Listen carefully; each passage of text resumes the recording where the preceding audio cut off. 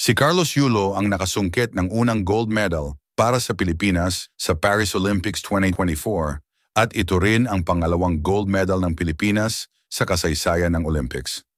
Ating alamin ang kwento ng tagumpay ni Kaloy. Ang 24-year-old artistic gymnast na si Carlos Edriel Poquis Yulo ay pinanganak noong February 16, 2000. Ang kanyang mga magulang ay sina Mark Andrew Yulo, isang travel agent liaison, at may bahay na si Angelica Yulo sa Maynila at lumaki sa Liberisa Street, Malat. Siya ang pangalawa sa apat na magkakapatid. Ang kanyang nakakatandang kapatid na si Joriel ay miyembro ng National University Pep Squad, habang ang kanyang mga nakababatang kapatid na sina Carl Jar Eldrew at Elisa Andriel ay mga gymnast din. Ang isang tao na nakakita ng potensyal ni Kaloy ay ang kaniyang lolo na si Rodrigo Frisco nang siya ay 7 taong gulang pa lamang. Kasama ni Carlos ang kanyang kapatid at lolo sa paraiso ng Batang Maynila Public Park, kung saan siya ay magpapalipas ng oras at maglalaro. Hindi nila alam ay sa araw na iyon tinadhana si Carlos na maging world champion gymnast. Sa parke nakita nila si Carlos na gumagawa ng routine at paulit-ulit na ginagaya ng batang Kaloy ang galaw ng isang atleta na nagpe-perform.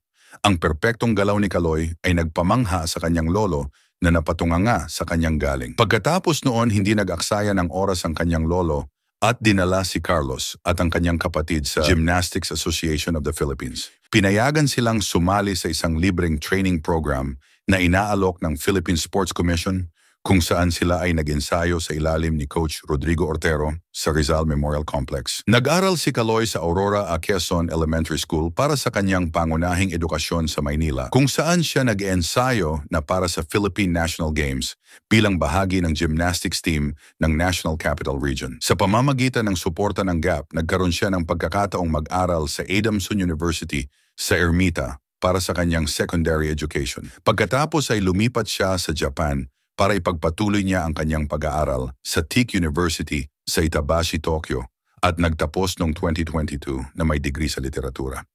Ang kanyang career.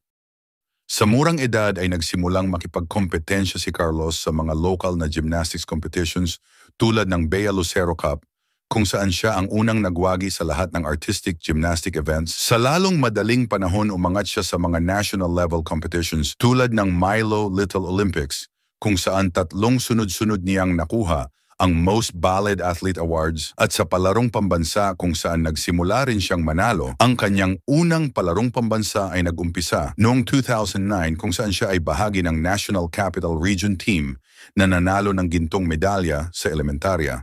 Maliban dito ay nanalo din siya ng silver medal sa floor exercise. Noong 2013, nakipagkompetensya siya sa kanyang huling palarong pambansa na ginanap sa Dumaguete City, Negros Oriental. Nanalo siya ng gintong medalya sa team event, individual all-around at floor exercise, at nakakuha ng silver medal sa vault. Masasabing bilang isang junior, nanalo naman siya ng gold medal sa floor exercise at parallel bars sa 2014 Asian School Games. Pagkatapos nito, nakipagkompetensya din siya sa 2014 Pacific Rim Championships, kung saan nagtapos siya ng ika-6 sa floor exercise at ika-8 sa vault. Noong 2015, nakipaglaban si Carlos sa International Junior Competition na ginanap sa Yokohama, Japan, at nakakuha ng bronze medal sa vault final sa likod ng mga youth Olympic medalists. Dumating naman ang Japanese coach na si Monihiro Kogimiya ng Japan Gymnastics Association na minsang bumisita sa bansa upang tumulong sa pagsasanay ng Philippine team. Sa panahon ng pagsasanay, nakita ng Japanese coach ang parehong potensyal na nakita ni Lolo Rodrigo kay Carlos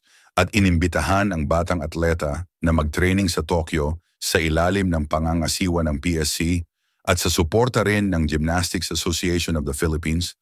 Tumanggap din siya ng scholarship mula sa International Gymnastics Federation upang punduhan ang kanyang paglipat sa Japan. Nanalo si Carlos ng 5 medalya sa 2016 Pacific Rim Championships, ginto sa floor exercise at vault, silver sa steel rings at parallel bars, at bronze medals sa all-around.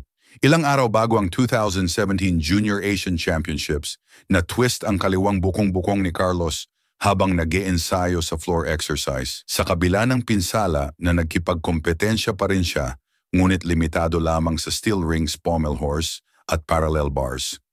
Nakapasok siya sa final ng parallel bars at nanalo ng gintong medalya. Sa 2017 International Junior Competition, dahil sa pinsala sa balikat nagkipagkompetensya lamang siya sa vault at floor exercise, nakakuha siya ng gold sa vault final at silver medal sa floor exercise final. Pagkatapos ng isang taon sa Japan, nagbalik si Carlos sa Pilipinas na hindi sigurado kung nais pa niyang ipagpatuloy ang sport. Kinailangan niya ng panahon para sa panalangin at pagninilay-nilay bago niya napagpasyahan na bumalik sa Tokyo at tapusin ang kanyang paghahanda para sa kanyang senior debut. Noong 2018, nagkaroon si Carlos ng kahangahangang pagsisimula nang patunayan niyang isa siyang consistent na World Cup Series, podium finisher at nanalo ng mga medalya sa Melbourne, Baku, Doha at Cottbus events.